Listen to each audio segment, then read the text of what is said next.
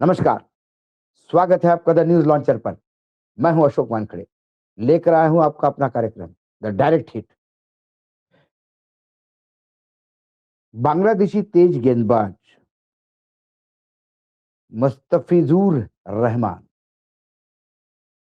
को Calcutta night Riders KKR से release करने का फैसला शायद भाजपा को हिट कर गया। मोदी सरकार को जेडीयू और टीडीपी की सलाह, राजनीति और क्रिकेट का घालमेल न करे।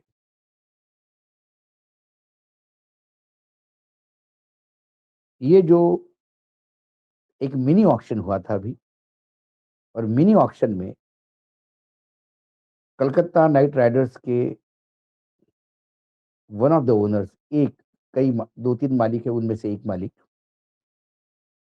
शाहरुख खान को पूरे धर्मांधों ने गद्दार और क्या-क्या नहीं कहा, क्योंकि उन्होंने बांग्लादेश के एक प्लेयर की बोली लगाई और नीलामी में वो उनके टीम के साथ आ गया। नीलामी करवाने वाले के खिलाफ किसी की बोलने की हिम्मत नहीं थी, क्योंकि वो उनके पिता के बेटे थे। वहां सीधा जय शाह का दखल है, तो अमित शाह के बेटे के खिलाफ कैसे आवाज उठा सकते हैं? ये इसलिए उसे गद्दार कह रहे थे क्योंकि बांग्लादेश में हिंदुओं पे अत्याचार हो रहे हैं और वहां के टीम को आपने कैसा ले लिया। इसको लेके जिन बैसाखियों पे केंद्र की सरकार टिकी हुई है, नानी सरकार, नायडू और नीतीश की बैसाखी, तो दोनों के जनता दल यूनाइटेड और टीडीपी ने सरकार को इस पे नसीहत दी। बांग्लादेशी तेज गेंदबाज मुस्तफिजुर रहमान को कलकत्ता नाइट राइडर्स से रिलीज करने के फैसले पर भारत में राजनीतिक हलचल तेज हो गई। भारतीय क्रिकेट कंट्रोल बोर्ड बीसीसीआई के निर्देश पर लिया गया यह फैसला बांग्लादेश में हालिया घटना और अल्पसंख्यकों पर हमलों के मद्देनजर आया, लेकिन भाजपा के प्रमुख सहयोगी दलों ने इस पर आपत्ति जताते हुए चेतावनी दी है कि क्रिकेट और राजनीति को अलग-अलग रखा जाना चाहिए।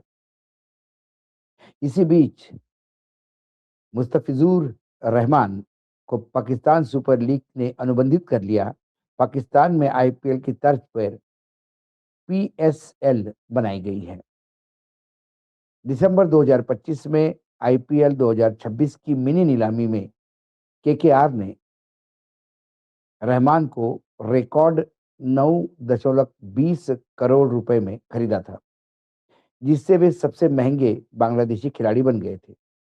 हालांकि बांग्लादेश में हिंदू अल्पसंख्यकों पर कथित हमलों और राजनीतिक तनाव के बीच इसकी आलोचना शुरू हो गई। बीजेपी और कट्टरपंथी लोगों ने इसे सीधे हिंदू मुसलमान मुद्दा बना दिया। आध्यात्मिक गुरु देवकीनंदन ठाकुर सहित कई लोगों ने केकेआर के सह मालिक शाहरुख खान को गद्दार कहा और उन पर सवाल उठाए। इसके बाद बीसीसीआई ने केकेआर को बांग्लादेश के खिलाड़ी को रिलीज करने का निर्देश दिया। इस फैसले पर भाजपा के सहयोगी दलों ने, खासकर जनता दल यूनाइटेड और टीडीपी तेलुगु देशम पार्टी के नेताओं ने नाराजगी जाहिर की। जेडीयू के नेता केसी त्यागी ने कहा कि खेल और राजनीति का दखल गलत है। क्रिकेट को राजनीति से अलग रखा जाना चाहिए। उन्होंने ये भी उल्लेख किया कि बांग्लादेश ने एक हिंदू क्रिकेटर को कप्तान बनाकर पॉजिटिव संदेश दिया। इसी तरह टीडीपी और अन्य सहयोगियों ने आगाह किया कि क्रिकेट जैसे खेल को राजनीतिक मुद्दे में घसीटना उचित नहीं है। विपक्ष की दलों ने भी इसकी कड़ी आलोचना की। कांग्रेस सांसद शशि थरूर ने इसे खेल का अनावश्यक राजनीतिकरण करार दिया और सवाल उठाया कि हम किसे सजा दे रहे हैं, एक व्यक्ति को, एक देश को या उसके धर्म को। टीएमसी के सांसद सौगत रॉय ने कहा कि बांग्लादेश की राजनीतिक स्थिति चाहे जो भी हो, जैसे राजनीतिक स्तर पर सुलझाया जाना चाहिए और क्रिकेट को इसमें नहीं घसीटना चाहिए। बांग्लादेश की ओर से भी तीखी प्रतिक्रिया आई। वहां के सरकार और क्रिकेट बोर्ड ने इसे अपमानजनक बताया। इसके बाद बांग्लादेश के क्रिकेट बोर्ड ने वहां आईपीएल प्रसारण रोकने और T20 विश्व कप 2026 के लिए सारे क्रिकेट मैच भारत से श्रीलंका शिफ्ट करने की मांग की। बांग्लादेश ने सुरक्षा कारणों से क्रिकेट टीम को भारत न भेजने का फैसला किया। क्रिकेटर मुस्तफिजुर रहमान ने कहा, अगर टीम यानी केकेआर मुझे रिलीज कर रही है तो मैं क्या कर सकता हूं। यह घटना भारत बांग्लादेश क्रिकेट संबंधों पर गहरा असर डाल रही है। दोनों देशों में कई मुद्दों पर पहले से ही तनाव बढ़ रहा है। विशेषज्ञों का यह मानना है कि खेल को राजनीति से रखना चाहिए, दोनों देशों के हित में ही होगा। बांग्लादेश में हिंदुओं पर लगातार हमले हो रहे हैं। कई हिंदुओं को वहां मार दिया गया। इस बात पर भारत सरकार ने गंभीर आपत्ति जताई। बांग्लादेश में हिंदुओं पर लगातार हमले हो रहे हैं। कई हिंदुओं ने वहां मार गिराया है। बांग्लादेश में हिंदुओं पे लगातार हमले हो रहे हैं। कई हिंदुओं को वहां मारे जाने की खबर है। भारत सरकार ने इस पर गंभीर आपत्ति भी जताई है। बांग्लादेश में फरवरी में आम चुनाव है, इसलिए वहां की राजनीति भी उफान पर है।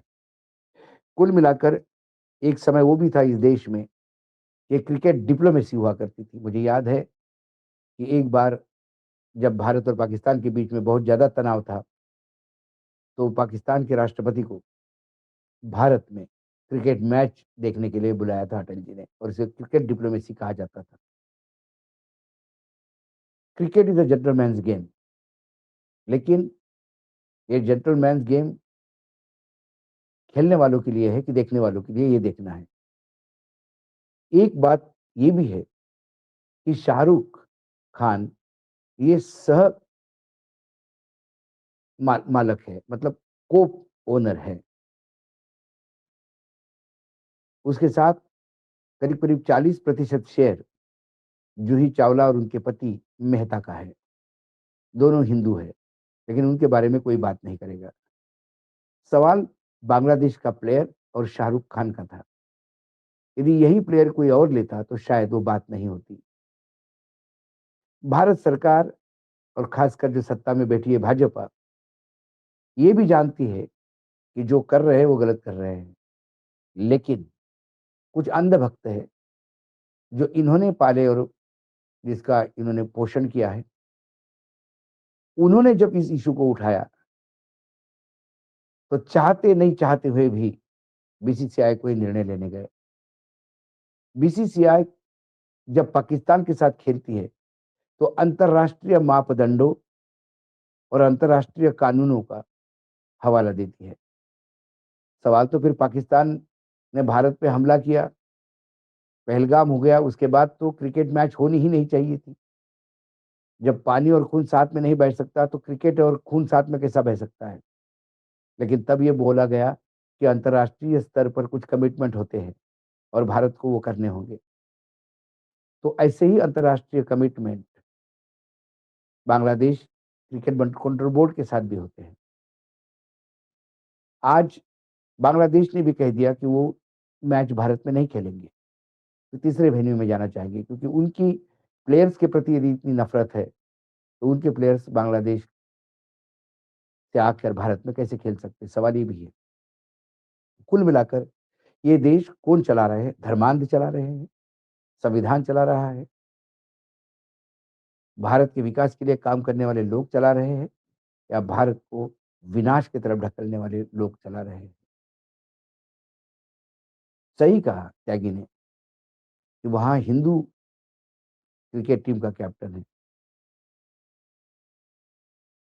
और यहाँ हम हिंदू मुसलमान करने में लगे हैं, क्योंकि सत्ता पार्टी को ये सूट होता है।